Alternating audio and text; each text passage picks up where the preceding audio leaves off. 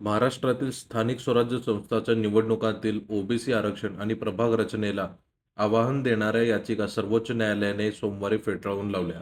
त्यामुळे गेल्या अनेक वर्षांपासून रखडलेल्या या निवडणुकांचा मार्ग आता पूर्णपणे मोकळा झाला आहे. नगरपालिका, महानगरपालिकांच्या निवडणुका नव्या प्रभाग रचनेनुसारच होतील आणि नगरपालिकासह सर्व स्थानिक स्वराज्य संस्थांच्या निवडणुकात 26% ओबीसी आरक्षण लागू राहील, असे न्यायालयाने सोमवारी स्पष्ट केले.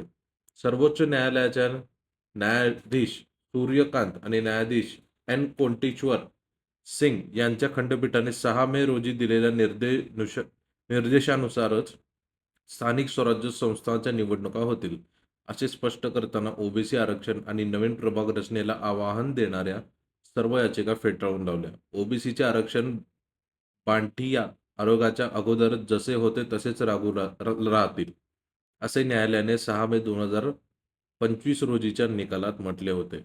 या निर्णयावर देवेंद्र फडणवीस असं म्हणतात की आता सगळ्याच जिल्ह्यात पूर्णपणे ओबीसी आरक्षण राहणार आहे. ओबीसी आरक्षणासह स्थानिक स्वराज्य संस्थांच्या निवडणुका होतील, याचा आनंद आहे. 2022 प्रमाणे नाही तर 2017 प्रमाणेच निवडणुका होतील.